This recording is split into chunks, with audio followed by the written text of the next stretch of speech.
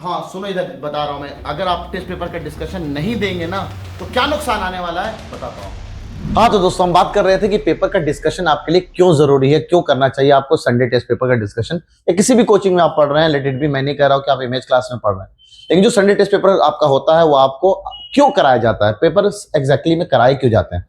Papers कराए जाते हैं इसलिए ताकि आपको टेस्ट किया जाए। नाम है test paper, that's your to test your knowledge, कितना आपने संडे तक में सीखा है, जो सिलेबस का पार्ट है वो आपको कितना आता है, क्या कुछ कमी है, आपने हो सकता है कुछ गलत पढ़ के नहीं आए हैं, क्या आपके पास जो कराने का या करने का तरीका वो सही है या नहीं है, और जो स्कोर आप लेकर के आ रहे हैं वो सेटिस्फैक्ट्री है या नहीं। तो इन सब चीजों को आकलन करने के लिए, इन सब चीजों का पता करने के लिए, पूरे क्लास में आप कहाँ रैंक कर रहे हैं, कोई कमी तो नहीं रह रही है आपको या अपने हमारे सिस्टम की तरफ से, किसी टीचर ने कोई गलत चीज नहीं पढ़ा दिया गया।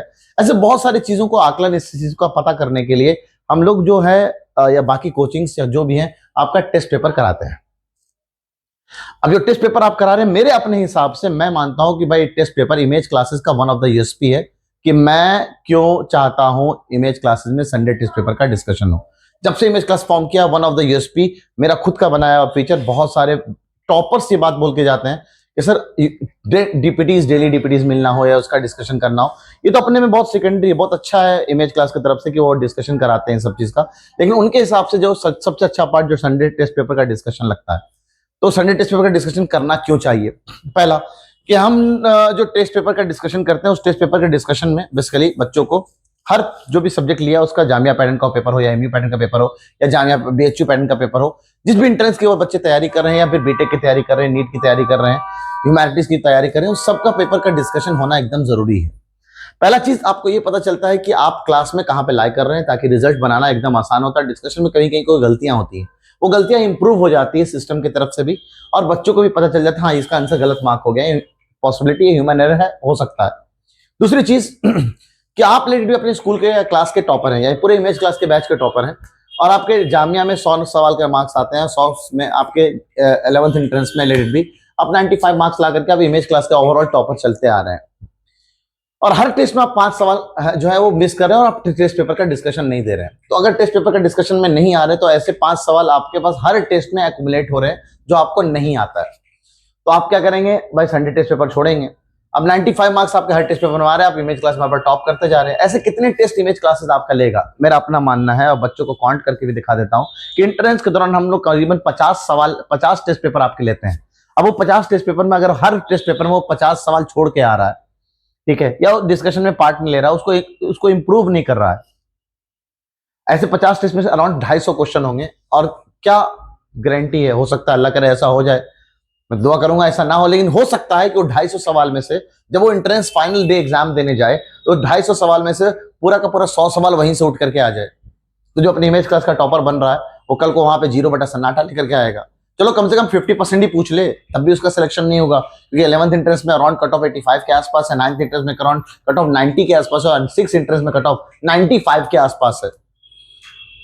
तो मैं मानना यही है कि पहला डिस्कशन करने से आपको एटलीस्ट ये पता होता है कि आप जो गलतियां करके आ रहे हो, 5 सवाल सोचने वाली बात। थर्ड इंपॉर्टेंट चीज, हम टेस्ट पेपर के डिस्कशन में बैठे इसलिए कि जो हमें आता है 95 सवाल मैंने कर लिया, यानी 95 सवाल मुझे सीखने की जरूरत नहीं है, वो मुझे आता है।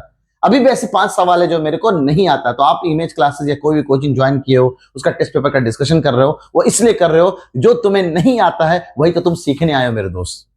तो वही तो हम आपको डिस्कशन में सिखाते हैं, कुछ एडिशनल चीजें बताते हैं। नवाब सर का सेशन हो या अनस सर का हो या और भी टीचर्स का हो, वो आपको अलग से हैंड टू हैंड आपको जो सवाल पेपर में दिए जाते हैं उनके एडिशनल ट्रिक्स सिखा देते हैं।